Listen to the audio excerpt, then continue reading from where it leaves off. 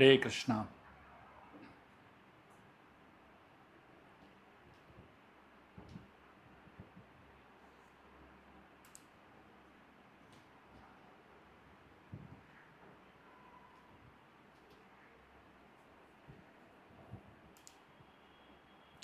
Hare Krishna. I'd like to welcome all of you all to today's Applied Bhagavatam class, and we are starting the ninth chapter of the third canto of Śrīmad Bhāgavatam. This chapter is a very beautiful chapter, and it is very important for all of us who are trying to practice spiritual life, because this has some beautiful instructions from Lord Brahma, who is the founder of our Brahma Madhva Gaudiya Sampradaya, as well as Garbhodakshayi Vishnu, who is our divine father. So this conversation is explained by Maitreya to Vidura, like what we were seeing in the last session. This conversation is very, very beautiful and apt in that sense. We'll offer a small prayer and begin this conversation and dive deep into understanding the samvad between Lord Brahma and Garbhodakshayi Vishnu. Om agyantimirandasya gyananjana shalakaya chakshurunmilitam yena tasmai shri gurave namaha Shri Chaitanya Manobishtam Stapitam Yena Bhutale Swayam Rupa Kadamayyam Dadati Swapadantikam Vandeham Shri Guru Shri Yutaha Padakamalam Shri Gurun Vaishnavamscha Shri Rupam Sagrajatam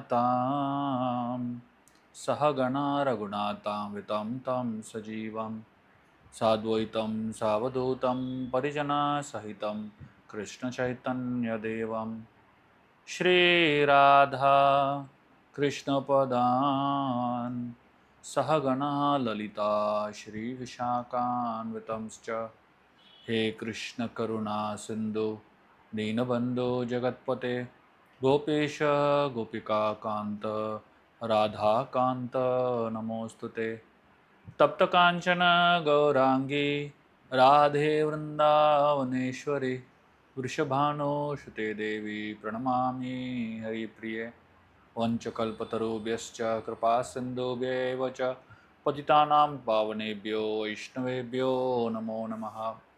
जय श्री कृष्ण चैतन्य प्रभु नित्यानंद श्री अद्वैत गदाधर श्रीवास आदि गौर भक्तवृंद Hare Krishna, Krishna Krishna, Hare Hare, Hare Ramo, Rama Ramo, Hare Hare.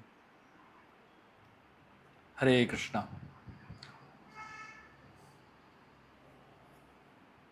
The conversation between Lord Brahma and Garbhodakshayi Vishnu is divided into three parts.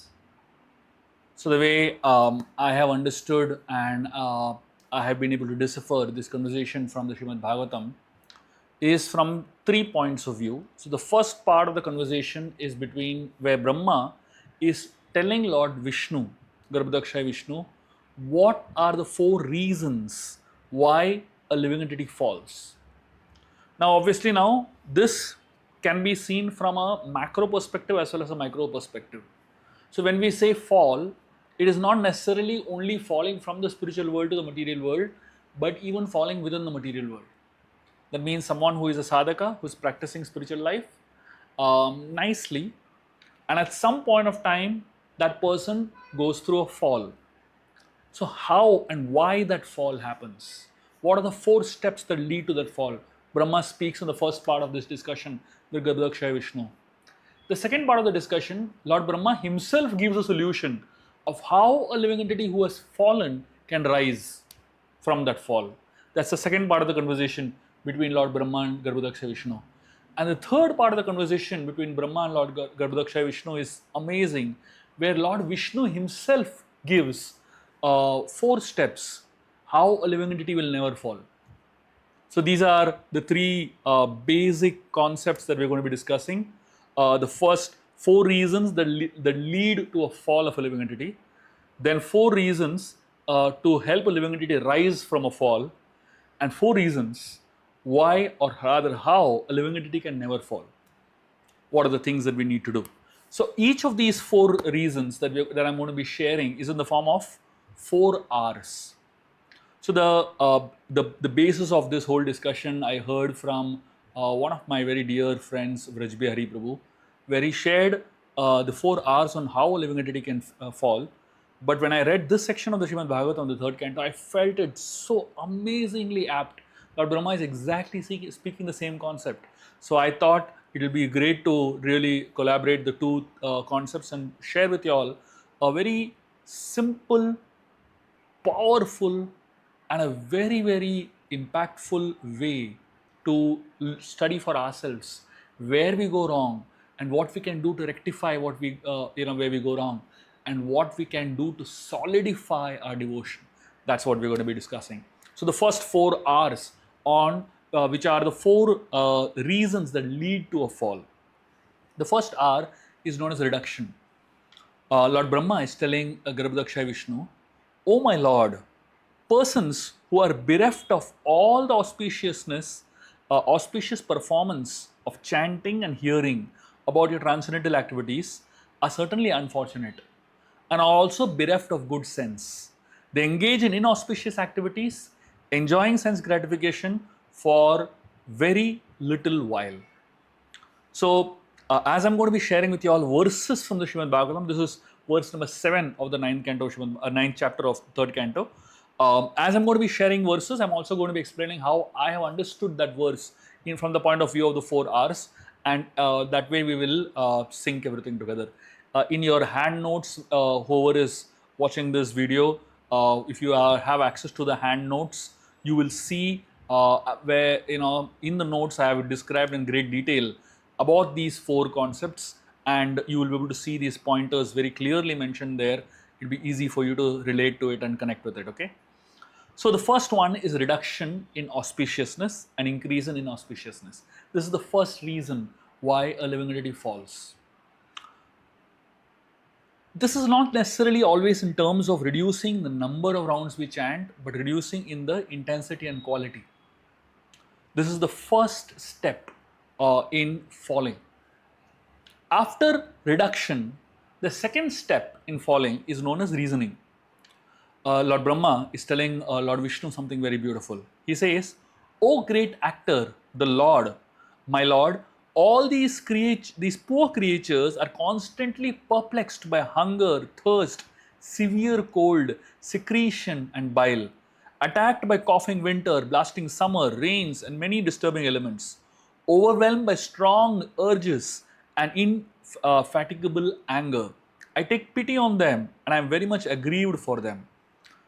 So essentially in this verse, Brahmaji is telling why a living entity, or rather how many reasons the living entity has to reduce his spiritual practices. You see, the list is innumerable, isn't it? Every time I practice spiritual life, obviously I know I'm going to grow in my spiritual path, but when I start reducing the intensity of my spiritual practice, when I start reducing the volume of my spiritual practice, I need to reason. I need to give reasons to myself to justify. And of course, I need to give reasons to people around me to justify my reduction. And therefore, if you look at the way nature is, it gives you so much. The material world is designed to give you reasons, isn't it? Constant hunger, constant thirst, so many desires, severe cold, severe heat. There's no end to this.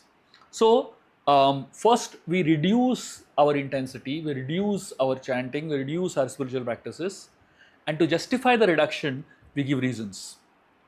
And if somebody is giving you a feedback saying that you are reducing your spiritual practice, immediately my justification, so many reasons are there which are very valid why I cannot come for a class, valid why I cannot practice my spiritual life nicely. We give so many reasons. And the third thing Lord Brahma speaks about is known as rituals. He says, "Oh my Lord, the material miseries are without factual existence for the soul. Yet, as long as the conditioned soul sees the body as meant for sense enjoyment, he cannot get out of the entanglement of material miseries, being influenced by external energy." So essentially, here Brahmaji is talking about forgetting the essence and focusing on the externals. Engage in rituals and forgetting the essence. Focusing on externals and forgetting the internals. So he's saying, influenced by external energy, we forget what our spiritual purposes are. From a sadhaka's point of view, we reduce our chanting, we reduce our spiritual practices, and then we start giving reasons why I'm justified in reducing, and then I do it, but I do it very mechanically. That means I might continue chanting, but I'll just do it very mechanically. That's the third step for a fall down. That means I do it just for the sake of doing it. I do it just to show society I'm doing it. I do it because I just want to show externally that I am a devotee. This is the third step. So the first step is reduction in your spiritual journey because of increase in inauspiciousness and decrease in auspicious activities. And we reduce our intensity of spiritual practice, and to justify it, we give so many reasons. There are hundreds of reasons why we cannot do some practice. And then as we reduce our practices and as we give reasonings, if we just do it for a ritualistic purpose, mechanical purpose, just to show the world I'm doing it, but internally I'm disconnected. Externally, I'm focused on something else. Internally, I'm focused on something else. That's the whole thing. And the fourth step of a fall down is restless. Brahmaji, in the 10th verse of this chapter, is saying, such non-devotees engage their senses in very troublesome and extensive work, and they suffer insomnia at night. Very interesting. But Brahma is speaking about insomnia, thousands of years ago. They suffer insomnia at night because their intelligence constantly breaks their sleep with various mental speculations. They are frustrated in their various plans by supernatural power. Even great sages, if they are against your transcendental topics, must rotate in this material world. So here Brahmaji is speaking about the third or the fourth step that happens when you fall down. The fourth step is known as restlessness. Inability to focus, distress, insomnia. Not able to focus at all on the holy name. It's practically like your one leg is in the material world and the other leg is on a banana peel. Anytime you're going to slip completely into the whirlpool of Maya. So this is a state of a living entity who has gone through a fall down. So technically, this can happen to any of us. Anybody who's practicing spiritual life can go through these four stages. Reduction in spiritual practices, giving reasoning and justification why I am reducing, and then doing it mechanically, ritualistically, just to show the world I'm doing it, but actually I'm not doing it. And fourth is feeling very restless. Mind is not peaceful, I'm not practicing spiritual life, I'm not happy materially, I'm not happy spiritually, not getting sleep at night. So the mind is completely restless. Do you find this very familiar? Do you find these symptoms are things that you also experience in your spiritual journey? Maybe this is what exactly Brahma is trying to point us towards. Don't worry. Further, we're going to get to solutions. I'm not just giving you all the problem, but I'm actually going to help you all look at solutions also through the words of Lord Brahma and through the words of Garbhodakshayi Vishnu, which will fill us with hope. So Lord Brahma is explaining the situation of a living entity who is falling into this material world, the whirlpool of material energy, falling from one's spiritual practice. The Śrīmad Bhāgavatam explains that this Kali Yuga, the Yuga in which we are all, is compared to a very special ocean. It is called Shoka Ashru Sagara. The Śrīmad Bhāgavatam explains that this world, especially in the age of Kali, is called Shoka Ashru Sagarat. So what is the meaning of Shoka Ashru Sagarat? It is an ocean made up of misery and trauma of people in Kali Yuga. So imagine an ocean filled with miseries, and that's the ocean we are all in. If someone cries, how much tears can come out? Maybe 1 tablespoon of tears, or maybe if you're really crying a lot, it may be 1 cup of tears. Imagine an ocean of tears. This is a comparison that is given over here in the Śrīmad Bhāgavatam. In Kali Yuga, there are so many faults.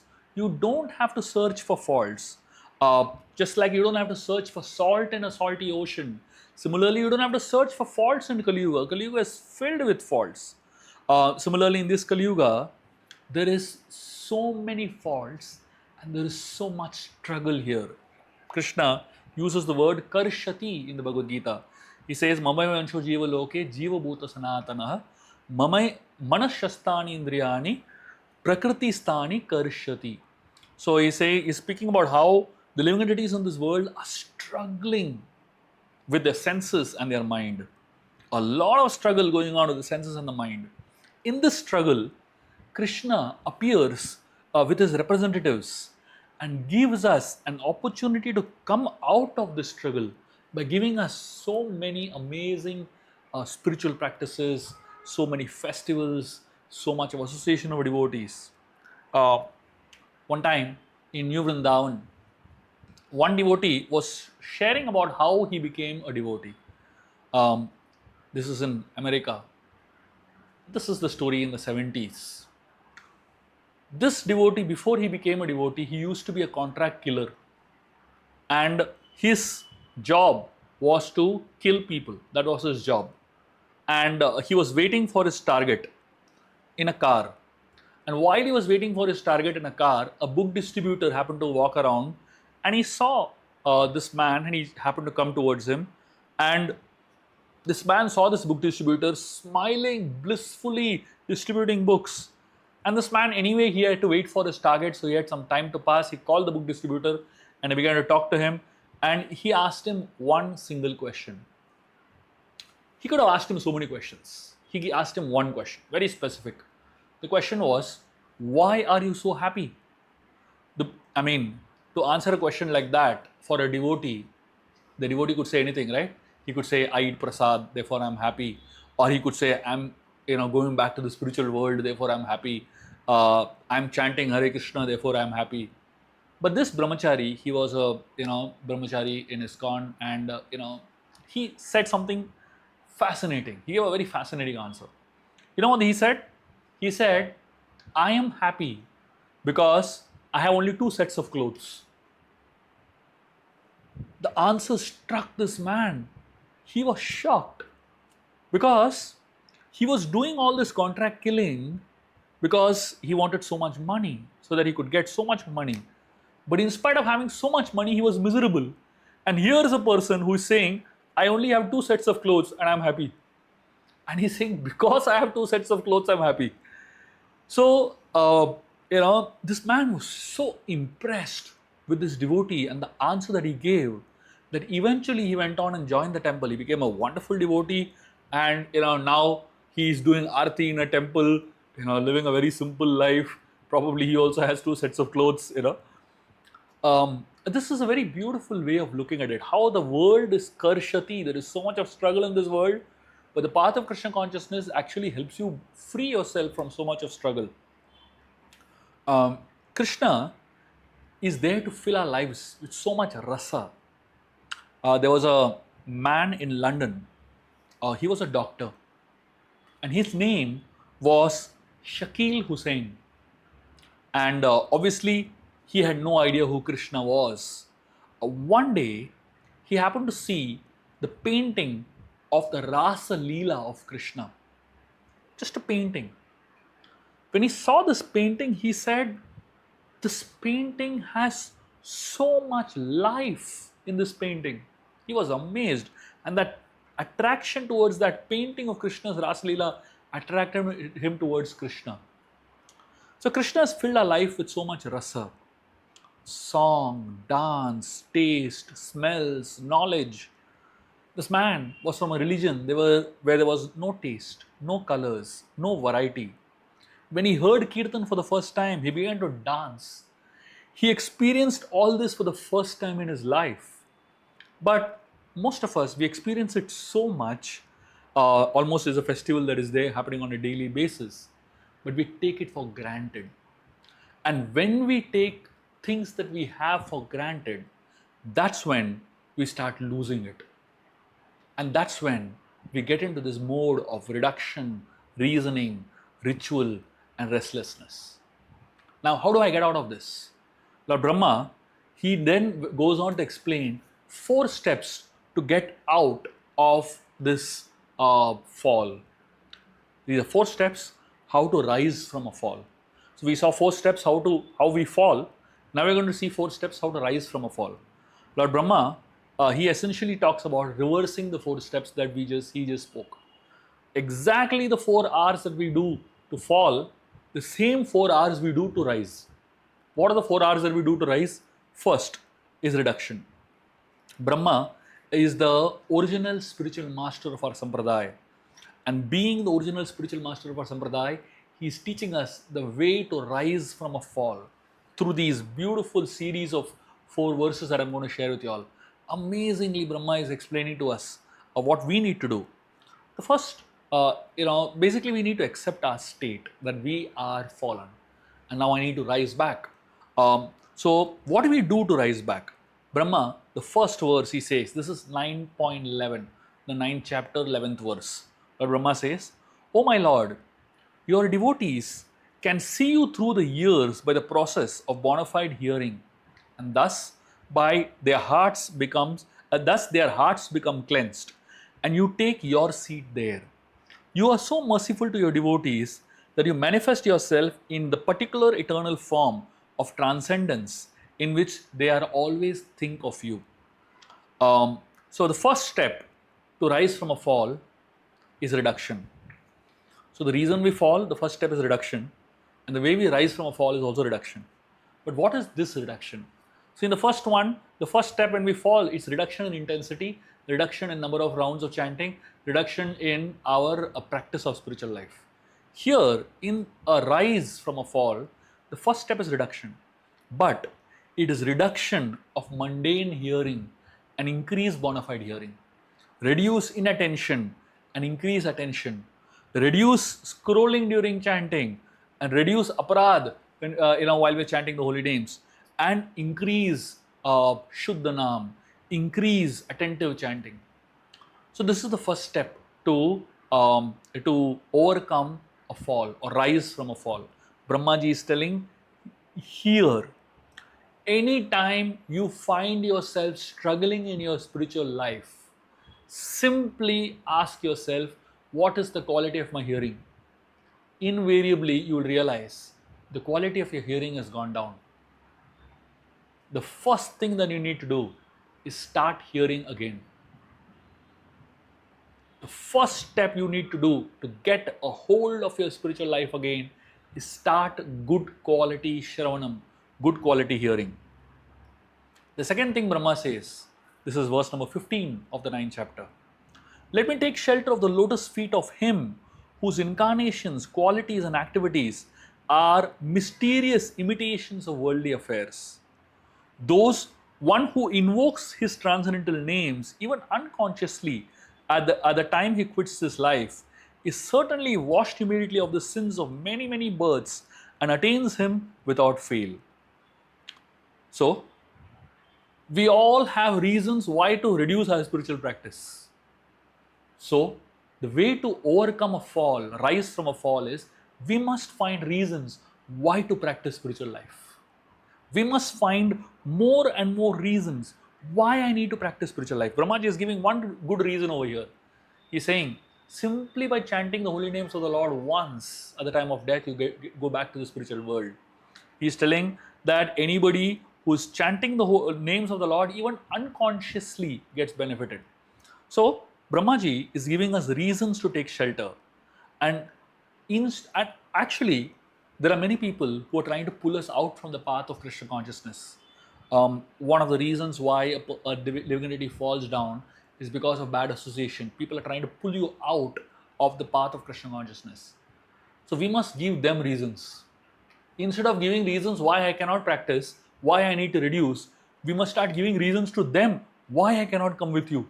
They're calling you for a party, stop giving reasons to, why to reduce spiritual path, but rather start giving reasons to mundane people why I cannot associate with you. You can give any reason to them so that you stop that association. So by giving reasoning to those who are trying to pull you out of the association of devotees, you find yourself coming back to the association. Stop giving reasons to stay away from the association of devotees. and start giving reasons to those people who are pulling you away from the association of devotees. This is the third thing. So basically, we must have so many reasons why I need to keep going back to the path of Krishna consciousness. I should have so many reasons why I need to take shelter of the devotees, why I need to take shelter of the Lord. So, and start having so many reasons why not to go to the association of materialists. The third is ritual, which means that, so Brahma is speaking a very beautiful verse here. This is verse number 17 of the 9th chapter. People in general all engage in foolish acts, not in the really beneficial activities enunciated directly by you for their guidance. As long as their tendency for foolish work remains powerful, all their plans in the struggle for existence will be cut to pieces. I therefore offer my obeisances unto him who acts as eternal time. So here, Brahmaji is telling us, engage in material things and relationships ritualistically. See, people who are materialistic, they tend to engage in acts that are materialistic, which are without guidance of the Lord and his devotees. And those acts that are mundane in nature, they should be done ritualistically. We end up doing spiritual acts ritualistically, like we chant ritualistically, we chant mechanically, we hear mechanically, we go to the temple mechanically. But rather, we should ideally be engaging in material things and material relationships ritualistically. And we should do spiritual things and spiritual relationships enthusiastically. Do material things ritualistically, do spiritual things enthusiastically. Maintain material relationships with non-devotees ritualistically. Maintain deep relationship with devotees enthusiastically. So this is the third step to overcome rise from a fall. And the fourth step to rise from a fall is known as overcoming restlessness. So Brahmaji is saying, this is verse number 22. He is saying, let the Supreme Lord be merciful towards me. He is the friend of the soul, friend and the soul of all living entities in this world. And he maintains all for their ultimate happiness by his 6 transcendental opulences. May he be merciful towards me so that I, as before, may be empowered by with the introspection to create. For I am also one of the surrendered souls who are dear to the Lord. So essentially, when we are in the material world, we are restless. And when we are in the association of devotees, we should actually. The fourth thing is restlessness. When we are in the material world, there is a lot of restlessness. But when we take to spiritual practices, especially when we start, reducing mundane association and increasing spiritual association, when we stop giving reasoning for reducing our spiritual practices and start giving reasoning how to reduce our mundane association, and when we start becoming ritualistic in mundane stuff and enthusiastic about spiritual stuff, then the fourth natural thing that will happen is that we will become restless with material things and we will want to run back to the association of devotees. We will become restless in the association of materialists and we will want to run back to the association of devotees. So that restlessness that is there in chanting will decrease and that restlessness will shift to mundane things. So that means when you're doing a mundane activity, you will feel very restless and you will want to go back to your spiritual activity. When you're doing some mundane things, instead of feeling very happy, you will feel very drained. And when you start going back to your spiritual practices, you will actually start feeling like life has come back. And that's what the fourth aspect is. True pleasure in this world is that of practicing Krishna consciousness. To practice that Krishna consciousness and experience true pleasure, we need bala or strength. And that bala comes from Balaram. To say no to the false pleasures of this world and to say no to that we should avoid, we need strength. This comes purely by the mercy of Balaram. Srila Prabhupada was in San Francisco and this was the second Rath Yatra festival. and Srila Prabhupada was addressing the hippies of San Francisco. And while addressing the hippies of San Francisco, Srila Prabhupada said, I congratulate all of you hippies of San Francisco. In those days, being a hippie was not such a nice thing. It is considered a bad thing. People would stay away from them just like someone would stay away from Corona today. So Prabhupada is congratulating them. He said, because you have in one sense realized the goal of life. He said, one of the goals of human life is to be frustrated from society, frustrated with society. And all of you have already reached there. And now you have to only take up Krishna consciousness seriously. Now you go in front of Krishna and pray that I am frustrated with this world, of all relationships in this world, of heat, of rain, of cold. I am frustrated of all these things. All these things should push you towards the Lord. The strength to be frustrated from this world comes from Balaram. Balaram gives us two types of strengths. Anartha nivritti, that is getting rid of the wrong, and Artha pravritti, to receive love of Krishna. Therefore, Balaram is born first. And Balaram makes the world conducive for Krishna to take birth. And therefore, we bring Balaram into our heart first. And we bring the spiritual master, the Guru, into our heart first. So that he makes our heart conducive for Krishna to come and reside in. But, so Balaram essentially does many services.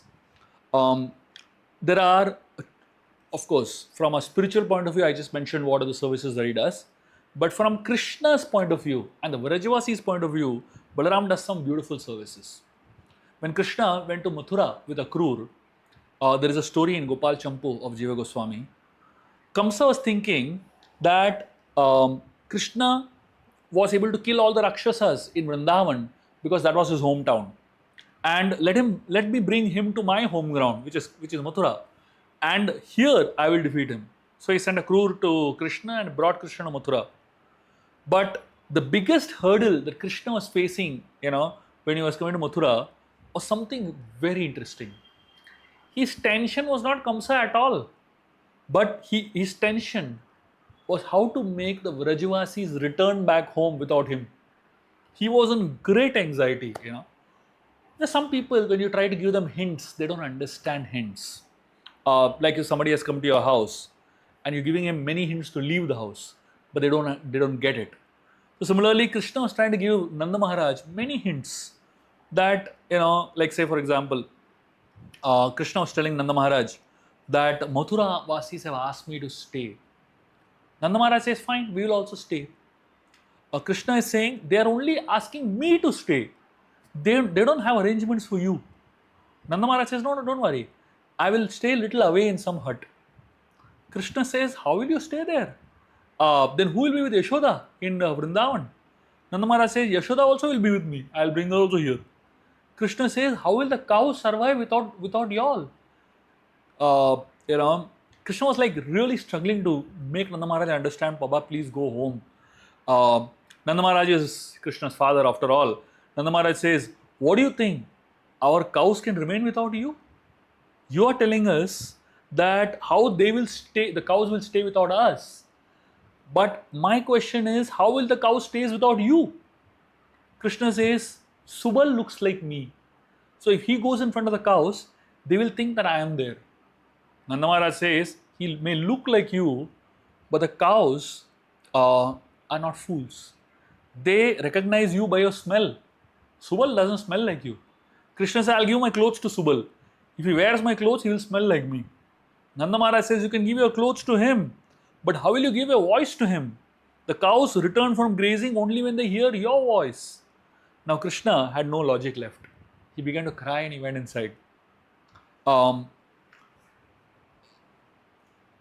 Balaram is the only person who is able to handle Krishna when he cries. He would help Krishna remember the Vrajavasis once they had left. And when Vrajavasis were in separation from Krishna, Balaram would be the only one who could handle their emotions.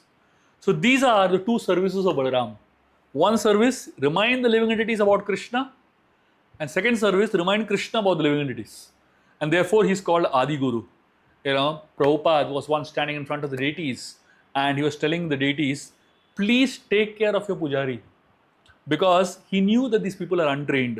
So he prayed to Krishna only to take care of them. This is the role of the Guru, the spiritual master in our life. The role of the spiritual master is to pray for us to get that strength to connect with Krishna.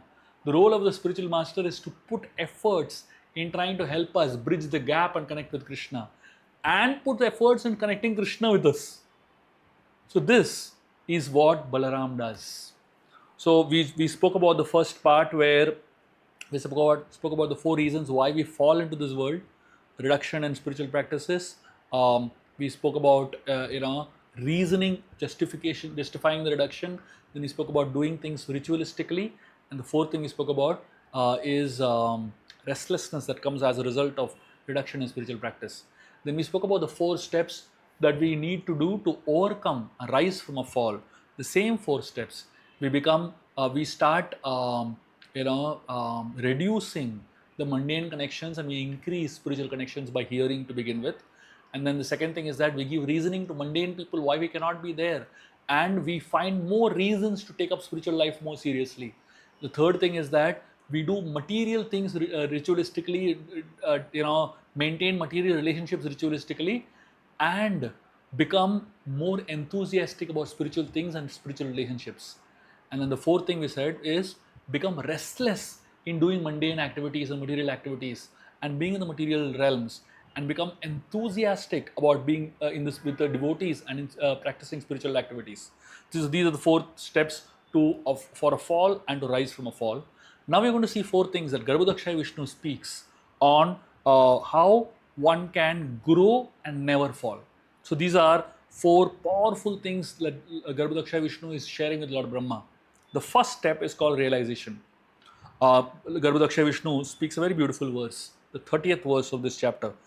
He says, Bhuyastvam tapa atista vidyam chaiva madashrayam tabhyam antarhridi brahman lokan drakshyasi apavratan. He says, he's telling Lord Brahma, situate yourself in penance and meditation and follow the principles of knowledge by receiving my favor. By these actions, you will be able to understand everything within your heart. So the first thing that Lord Vishnu is telling Lord Brahma is realization. This is the first step towards growing and never falling. The first step is realization. How do you develop those realization? Lord Vishnu says, the combination of penance and knowledge leads to shelter and leads to realization. Penance, so he's saying that situate yourself in penance. So the more we engage in practice of austerities and penances, penance need not be something very complicated.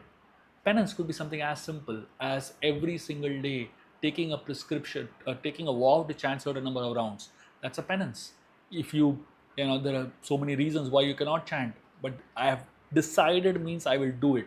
That's a penance. So like that, we can take up many penances on a daily basis that could endear us to Krishna. You can take a penance of chanting, a certain number of verses of Gita, Bhagavatam. You can take penance of, chanting more extra rounds. You can take penance of doing some fasts on Ekadasi. So many penances you can take up. And combine that with knowledge. It leads to ashray. It leads to realization. Here's a very beautiful story that will help us understand this. One time, Lord Ram, after his Pattabhishekam, after he was coronated as the king of Ayodhya, he was ruling the kingdom of Ayodhya. All the devatas, they came to pay obeisances to Lord Ram. Agastya Muni was performing austerities, 12 years of penances underwater. He had completed the 12 years of penance now. And the devatas told Lord Ram, we are going to take darshan of such a great Agastya who has all siddhis now. Do you want to join us, Lord Ram? Ram happily agreed to join the devatas because he wanted to pay respects to the Muni also. Everyone in their divine plane started moving towards the Agastya's ashram. And Agastya Muni received everybody and welcomed everyone nicely. The devatas paid their obeisances to Agastya Rishi. They glorified Agastya Rishi and they all went back to their abodes. At that time, Lord Ram comes and he offers his obeisances to Agastya Rishi. Agastya tells Lord Ram, I am so fortunate that you have come to meet me. You are the abode of unlimited auspicious qualities. the Supreme Lord Vishnu, and he makes a small request to Lord Ram. He tells Lord Ram, my dear Ram, can you stay with me for one night? Lord Ram agreed to stay with Agastya Rishi for one night. Agastya Rishi gifted Lord Ram a beautiful ornament crafted by Vishwakarma himself. And Agastya Rishi offered some very simple prasad to Lord Ram, whom he accepted it as nectar. The next morning, Lord Ram was doing his morning rituals, and he said to Agastya Muni that he is so fortunate to be purified by the darshan of Agastya Rishi. And he requested Agastya Rishi, can you please give him permission? I need to go back to my home. Agastya Rishi replied, he said, it's not true that you are purified. He said, you are the person who purifies the whole world. You are Lord Vishnu himself. Out of simplicity, you're paying obeisances to rishis and munis like us. And the fact is that simply having your darshan purifies the whole world. And he continued to glorify Lord Ram like anything. When Agastya Rishi glorified Ram like this, Lord Ram actually said, you are the one who is purifying me. So interestingly, Agastya Rishi is telling that Ram is purifying him, and Ram is saying, you are purifying him. So Agastya Rishi represents penance, and Lord Ram represents knowledge. The combination of penance and knowledge leads to realization. Actually, everyone in this world has the ability to get purified. People like us, we are all ordinary, normal human beings. But when ordinary people take shelter of penance and knowledge, take shelter of Lord Ram very intensely, we also have the ability to get purified. And the purification is so powerful that Lord Ram even respects those people who are performing penances and austerities. Look at this very simple story here. Agastya Rishi is glorifying Lord Ram. You are the Supreme Lord, you are the most purified person. Ram is saying, I am purified in your association. So which essentially means the Supreme Lord actually feels purified in the association of his great devotees. So which essentially means, look at the power of devotion. The Lord feels purified in the presence of devotees of the Lord. The penances are so powerful and so purifying that even the Lord feels purified in the association of those devotees who perform penances. Of course, we are nothing in comparison to Agastya Rishi. But even devotees like us, who are ordinary devotees who are performing small penances, the Lord really gets pleased by such penances. Because penance and knowledge together give us the shelter of the Supreme Lord. Lord Vishnu here is recommending all of us to take shelter of penance and knowledge. And by taking shelter of penance and knowledge, we experience the first step towards growing and never falling down, which is realization. We develop deep realizations, just like Agastya Rishi has developed his realization on experiencing the Lord, on taking association of Lord Ram. We also will experience realizations in our own journeys of life. When we experience realization, we can go to the next level. Realization leads to recognition. That is the second step towards growing and never falling. Recognition. What is the meaning of recognition? Recognition means we can recognize Krishna in everything, everyone, and in every experience. This is the 31st and the 32nd verse, Lord Garbhodakshayi Vishnu is speaking. Tata atmani loke cha bhakti yukta samahitah drasta simam tatam brahman mai lokam stomatmanah. He says, O Brahma, when you are absorbed in devotional service to the course of your creative activities, you will see me in you throughout the universe. And you will see that yourself, the universe and the living entities are all in me. Yadha tu sarva bhuteshu darusva agnim iva stitam prati chaksi tamam loko jaya tarhi eva kashmalam. So this is, Garbhodakshayi Vishnu is saying, you will see me in all living entities as well as all over the universe. Just as fire is situated in wood, only in that state of transcendental vision will you be free from all kinds of illusion. So this is the last part of the discussion. Lord Vishnu is telling Lord Brahma. So the first thing he said is realization. From realization comes recognition. That means we recognize the presence of the Lord everywhere. That is the second step. So what is the meaning of recognize the presence of the Lord everywhere? Let us just look at this from with the help of a very simple example. Kambar is one of the very famous stories, versions of Ramayana in this world. It's written by a wonderful devotee named Kambar. And here's a story about Kambar Ramayana, a fascinating story that talks about the recognition of the Lord everywhere. When Kambar wrote the Ramayana in Tamil, he wanted to recite it first in Shirangam. He approached the acharyas of Shirangam, and they were very happy. But at that point in time, there were two power centers among the Sanatan Dharma. The first power center was Chidambaram for Shaivites and Shirangam for Vaishnavas. The acharyas in Shirangam, they told Kambar, get approval from the 3,000 Shiva acharyas of Chidambaram. And once you get approval from the 3,000 Shiva acharyas of Chidambaram that Kambar Ramayana is bona fide, then you come to Shirangam, then we'll allow you to reside over here. So he went all the way to Chidambaram to seek approval of 3,000 Shiva acharyas. However, he was not able to meet the 3,000 Shiva acharyas in one place together, and he waited for more than a year to bring all those 3,000 people together.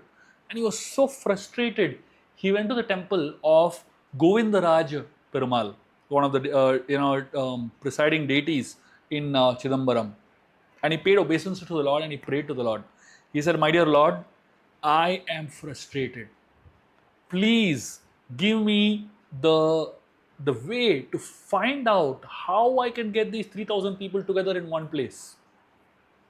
He said, I have written 10,000 verses of the Ramayana, but why am I not getting an opportunity to recite it in Shirangam? Is this your wish that you are not giving me the approval to do it? Please give me some direction. And as he prayed like this, he was actually praying that, my dear Lord, if I don't get any hope, I will end my life. My life has no purpose at all. And the very next day, he came to know all the 3,000 Shiva acharyas are in the funeral ground, in a burial ground. He ran there and he got to know that it was the funeral of one of the sons of the 3,000 Shiva acharyas. And all these 3,000 Shiva acharyas had come there for that burial, for that funeral. And the son was bitten by a snake. And because the son was bitten by a snake, he died and they were going to cremate him. He reached over there and he started requesting all the 3,000 Shiva acharyas, can I please recite Kambar Ramayana? I want to recite Ramayana to all 3,000 of you all and get your approval. They said, is this the place to get your approval? Just wait. Let us, our son is dead over here with a snake bite. We are all sad. We are not here to hear your Ramayana. Kambar said, please give me a chance to recite the Ramayana. And the Shiva Acharya said, is your Ramayana so great that it will bring back this dead son? Kambar said, yes, why not? This dead son can come back to life when I recite the Ramayana. Then they said, recite. Kambar felt, I need some way to recite the Ramayana now. And Shiva Acharyas gave permission to recite the Ramayana. Then and there, the burial was stopped, the whole cremation was stopped for the recitation of Kambar Ramayana.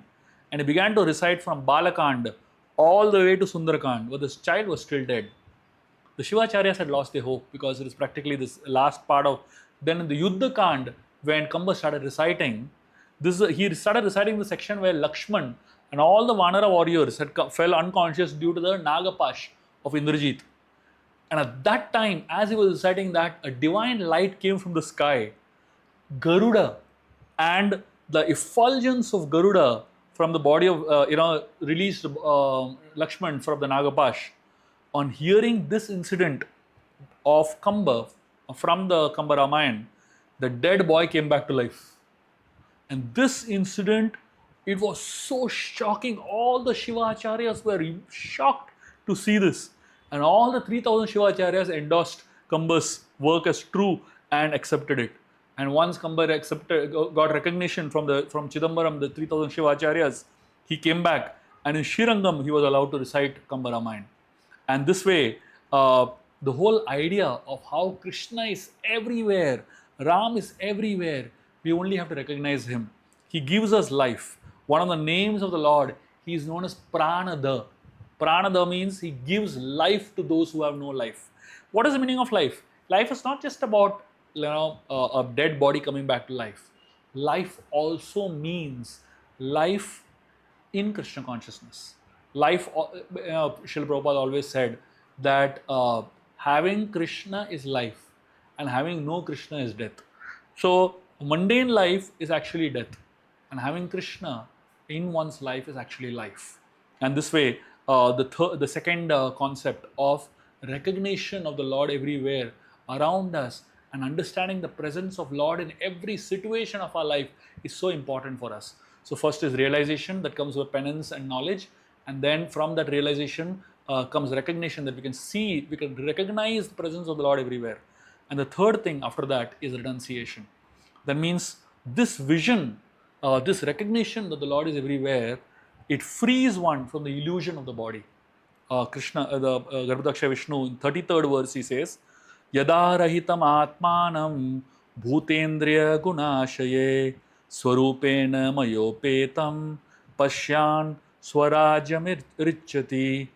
He says, when you are free from the conception of gross and subtle bodies, and when your senses are free from all influences of the modes of material nature, you will realize your pure form in my association. At that time, you will be situated in pure consciousness. So Krishna is giving us the third step towards growing and never falling, which is renunciation. That means freedom from the bodily concept of life. So when you have realization and you recognize the presence of the Lord everywhere, then you become renounced. That means free from the illusion of the body.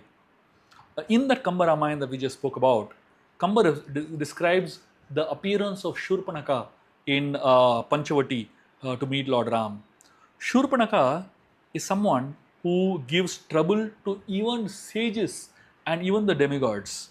Shurpanaka is like a disease.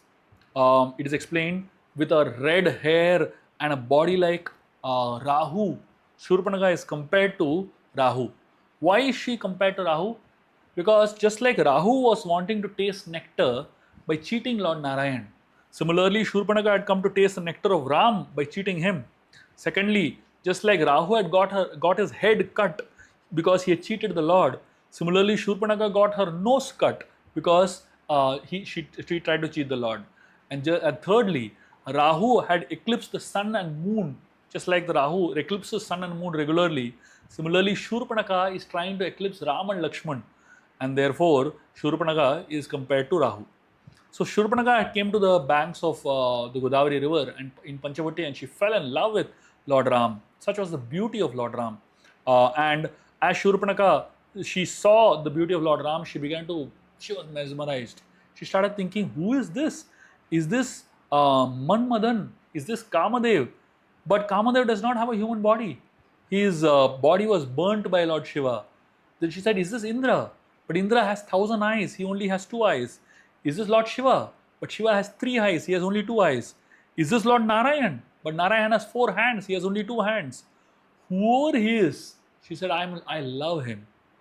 So Shurpanaka was attracted to Lord Ram, and she approached Lord Ram in this mood. And it is explained that at some point Ram was sending her to Lakshman, and Lakshman was sending her back to Ram. At some point she realized that both Ram and Lakshman love me, but the problem is Sita. And she decided that I'll swallow Sita, I'll kill Sita, and there will be no obstacle between me and Lord Ram. So basically, ideally the living entity approaches the Lord through Lakshmi Devi, through Sita Devi, through Radha. But here, she's trying to approach the Lord without Radha, without Lakshmi, without Sita. She's trying to eliminate Sita. And therefore, this attitude made her lose her nose and ears. But the point that we really need to understand is, look at how Shurpanaka is getting attracted to Lord Ram crazily. And This attraction of Shurpanakha to Lord Ram is compared to the attraction that a living entity should ideally have towards the Lord. Shurpanakha is a demon. But even though she's a demon, look at how helplessly she's being attracted to the Lord. So similarly for all of us as devotees, how much more we should be attracted to the Lord. If a demon can get attracted so much, how much more we should be attracted to the Lord. That's the point that we need to understand. We are attracted to the body. We're attracted to things connected to the body. We're attracted to anything that looks attractive from a physical body, external concept. Of course, mundane things, even though they are mundane, they are all created by the Lord only. The creation of the Lord is beautiful, but more beautiful than the creation is the Creator. And therefore, real renunciation is not being not attracted to the body, but rather should be attracted to the super soul which is within the body. It's not about staying away from from attractions which is mundane, but it's about being more attracted to the divine. So that is the real understanding of renunciation. Renunciation doesn't mean neti, neti, neti. It's not about giving up, giving up, giving up. It's actually about enhancing your attraction towards the Lord, which is more important. We can learn even from Shurpanakha how we can be attracted to the Lord helplessly. The fourth thing that Krishna wants us to understand is responsibility. So the first one is realization, which comes from penance and knowledge. Together leads to realization and shelter. From realization comes recognition. That way we can see Krishna everywhere around us and in every situation of our lives. And from that recognition, we can actually start renouncing. That means not be attracted by the mundane things, but we start being attracted to Krishna within our own hearts. And finally, the fourth thing is responsibility. Then, after we do these three things, then engage in service.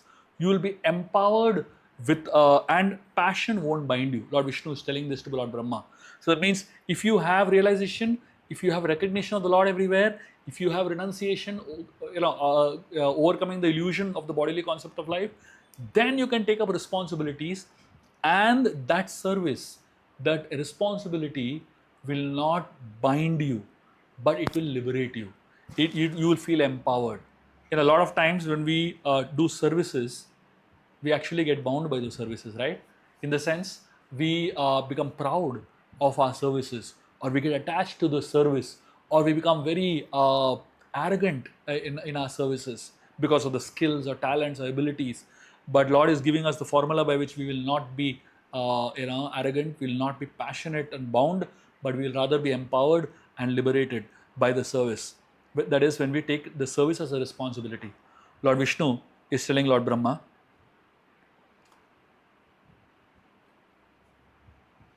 O Brahma, the prayers that you have chanted, praising the glories of my transcendental activities, the penances you have undertaken to understand me, your firm faith in me, all these are to be considered my causeless mercy.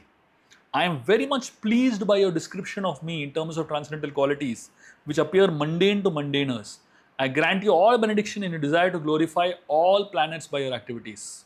Lord Vishnu ends his discussion by saying, Ya etena puman nityam stutva stotrena mam bhajet asyashu samprasiddeyam sarvakama vareshwara. He's saying any human being who prays like Brahma, who thus worships me, shall very soon be blessed with the fulfillment of all his desires, for I am the Lord of all benediction. So Lord Vishnu is telling Lord Brahma here that when you are since you have desired to increase the population innumerably and expand your varieties of services, you shall never be deprived in this matter, because of my causeless mercy upon you will always increase for all times. You are the original Rishi, and because your mind is fixed on me, even though you will be engaged in generating various progeny, the vicious mode of passion will never encroach upon you. So this is Lord Vishnu's benediction, that when we do these three things, that means realization, when we develop realization, we have recognition that the Lord is everywhere, and we develop renunciation, then we take up responsibility. That responsibility will be empowering. We'll be empowered to do things and we will be able to do wonderful service without being bound by the mode of passion. I'm going to end by telling a very beautiful story to understand and digest this little information, the last concept that I just shared with you all. The word darshanaha means seeing through the eyes.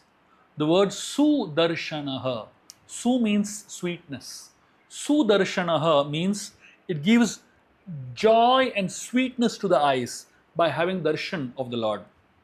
In Kamar, in the Balakand, just before the marriage of Sita to Ram, Lord Ram is walking in the streets of Mithila. And as he's walking in the streets of Mithila, all the people of Mithila are mesmerized by the beauty of Lord Ram. And it is beautifully explained by Kamar in a very poetic manner.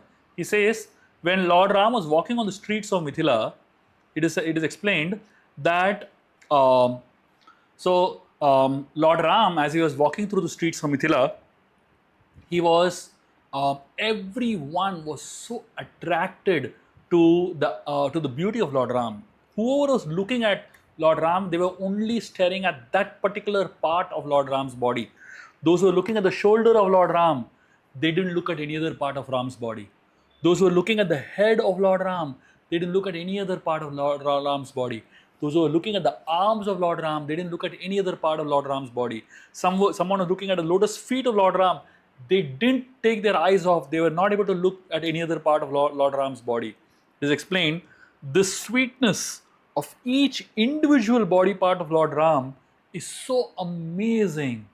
Imagine the beautiful entire form of Lord Ram. And this is why the Lord is known as Sudarshanaha.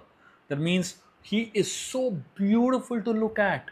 He is so mesmerizing to look at. And Kambar goes one step further. And he says, he gives a very beautiful analogy. He says that all the devatas are body parts of Lord Narayan. That means people who worship one particular devata are worshipping that specific body part of Lord Narayan, not the complete Lord. And these are like people of Mithila who saw the individual part of Lord Ram, but they didn't look at the full form of Lord Ram. Ram gives sweetness to the eyes of the people that look at him. Therefore, he is called as Sudarshanaha, and which means that each part of God's body, of each part of the Lord's body, is as empowered as every other part. So when we are attracted to one part of the Lord's body, which essentially means you are only attracted to a partial aspect of the Lord. So here, Lord Vishnu is telling Lord Brahma that when you engage yourself in taking up responsibilities, I will empower you. So when the Lord is telling Lord Brahma, I will empower you, what does it really mean? It really means that the Lord is going to give us all the ability to do the service that we have taken up. Lord Brahma here, he has taken up the service of creating the whole world. But he is in anxiety. He is taking shelter of the Lord. The Lord is taking, don't worry. And Lord Brahma is also worried that what if I become passionate? What if I become arrogant? What if I become proud while doing this responsibility of service? Lord Ram is, the Lord Garbhodakshayi Vishnu is saying, don't worry. You are simply a part of my body. You're simply a part of me. And when you understand that you're a part of me, there is no chance that you will get bewildered by the mode of passion. And this is the fourth thing, which is responsibility. Understand that the responsibility that we have, whatever devotional responsibility we have, is given to us by the Lord and by the representatives of the Lord. And whatever empowerment we get from it is simply because it is connected to the Lord and we are offering it as a worship to the Lord. And that is how we get empowered to carry out that responsibility without the worry of falling down, without the worry of getting proud of it. So these are the four things that Lord Garbhodakshayi Vishnu speaks about. He speaks about realization that comes through penance and knowledge, which gives shelter. From the realization comes recognition, the second step, which is we recognize the presence of the Lord everywhere and in every situation, every person in our life. Then from that recognition, when we start seeing the Lord everywhere, we start the third thing that we realize is we experience what is known as renunciation. Renunciation, we get out from the illusion of the bodily concept of life, and we start connecting with the Paramatma within our heart. We start connecting with the Supreme Lord within us. And the fourth and the final thing is responsibility. That means when we take up the when we take up the first three steps of realization, recognition, and renunciation, then the fourth thing, whatever service we do for the pleasure of the Lord, we understand it is our responsibility, and we carry out that responsibility without becoming proud, without becoming arrogant, and without being affected by the mode of passion. And in this way, we will never fall down. So these are the 4 steps that Garbhodakshayi Vishnu teaches Lord Brahma to never fall. So we start from the beginning, 4 steps that lead to fall, which is reduction, then reasoning why we have to reduce our chanting spiritual practices, then rituals, that means we do things mechanically, and the fourth is restlessness that comes as a result of a drop in spiritual practices. Then Brahma speaks about the 4 other R's to rise from a fall. Again, reduction in mundane things, and increased hearing. And the second thing is reasoning. That means give reason to mundane people why we cannot take up, and find more reasons to take up spiritual path, Krishna consciousness more effectively. And then the third thing is ritual. That means ritualistically engage in mundane relationships and mundane activities, and enthusiastically engage in spiritual activities. And the fourth thing is restlessness. That means we should be restless when we are in mundane association, and we should be enthusiastic to return back to the association of devotees, and only then become restful. And then the 4 things that Lord Vishnu talks about is realization, which comes from penance and austerities, penance and knowledge leading to realization and shelter of the Lord. And then from that realization comes recognition, that we can see the presence of Krishna everywhere around us. And then from the recognition, we understand, we develop renunciation. That means we overcome the illusion of the body. And finally, the fourth thing is responsibility. That means whatever responsibility we take up in the service of the Lord, we carry it out with great enthusiasm, not being affected by the mode of passion, not being affected by arrogance and other ulterior motives that come with it. But understand that every single part of the Supreme Lord is empowered to do powerful things. So we are all tiny little sparks of the Lord. We can be empowered to do powerful things, provided we understand the first 3 things. So that way, this is the whole summary of the 9th chapter of the 3rd canto of Śrīmad Bhāgavatam. I am very sorry once again for the glitches in the sound and so much of the mess that happened today. Please forgive me for that. I'll ensure that it doesn't happen in the future. But I hope that this whole discussion and the session has really helped you all in understanding the 9th chapter of Bhagavatam in a better way, and obviously learning from these 3 discussions, or the 3 steps, or rather the 3 different 4 steps that I shared about how we can how we fall, how to rise from the fall, and how to never fall. Thank you very much. Hare Krishna.